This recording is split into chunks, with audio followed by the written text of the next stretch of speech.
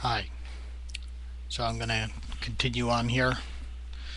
The next video subject is Malthus, although in parentheses I would put Hobbes and Ricardo and Darwin and also probably Thomas Jefferson, although those other guys are probably a subject for another video. So who are these guys, right? Why are they important? So for this video I'm focusing on Malthus because I find his conclusions to be logical and founded upon fact-based understanding of what I believe is the human condition. In a nutshell, the Malthus position stems to the following mathematical facts: that human population growth is exponential, and the food supply is arithmetic. Now, perhaps, human population growth is not strictly exponential and food supply is not strictly arithmetic, but at the time Malthus was writing over 200 years ago, I think it's fair to cut the guy some slack.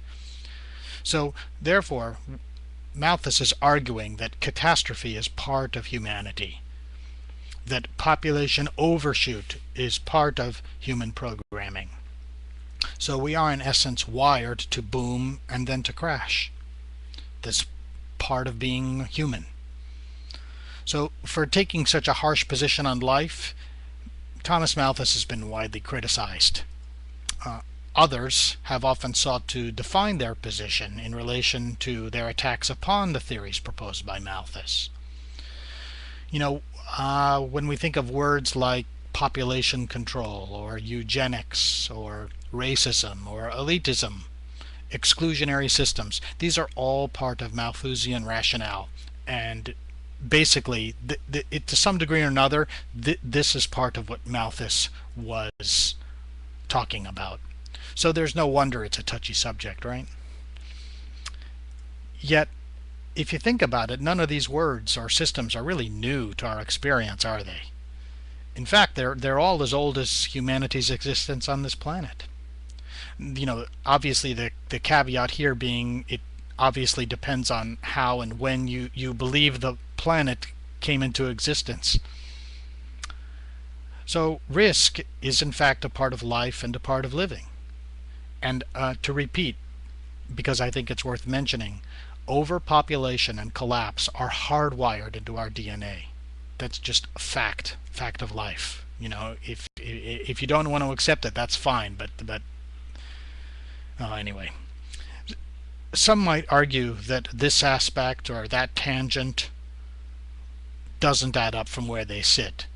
And this is, about Malthus, right? But I find much of this postulation to be baseless, and it often stems from religious faith, which, from where I sit, is no basis of a scientific understanding of how the world works. So many of these counter-arguments make conclusions based upon an ever-increasing supply of food, or in humans' ability to overcome disease or recover from war. Yet, as I've already said, the world is finite, at least until such time as we discover another planet capable of supporting life anyway. A really great example of a finite resource would be fresh, clean water. In fact, only about 3% of the world's water is fresh, and of that, 2/3 of it's frozen and locked away in the polar caps. So all the people on the planet, all the animals, all the insects, the farmland, basically everything is living off 1% of the water. I mean, if you exclude ocean life. I don't think any other example quite easily typifies a finite resource. So I would ask, how many people do you think the Earth can support? So Malthus would have us believe that humanity will continue to grow until something changes until something changes the support structure. That's probably the best way to say it. So a virus, a war, perhaps a collapse in the water delivery system. These have all occurred in the past, and they're going to occur in the future. There are plenty of other examples that I suppose I could go into detail in a future video, but suffice to say that water is pretty much, I think, the best example. So remember that I'm basing my conclusions on a finite resource and also taking into account this energy returned on energy invested formula, otherwise known as EROEI. And while I'm not an engineer or a mathematician, it's a fairly straightforward computation. Just a short word here on religion, right?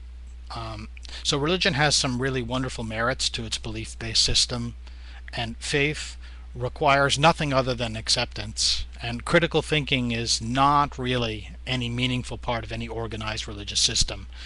However, acceptance is required. So, these systems do mitigate anxiety and they offer solace to those seeking relief from the inevitable questions of existence, but I can understand the attraction in those systems. It's just, not for me. So, since Malthus and his position falls outside this religious acceptance, I find many of his critics to actually enhance the Malthusian position. I basically hold little value in a lot of the teachings of the church. And I suppose we'll have to go into greater detail about that in another video about how I come to that conclusion. Just remember, I'm saying that, I'm entitled to my beliefs just as you are entitled to yours, right? So, until next time, sayonara.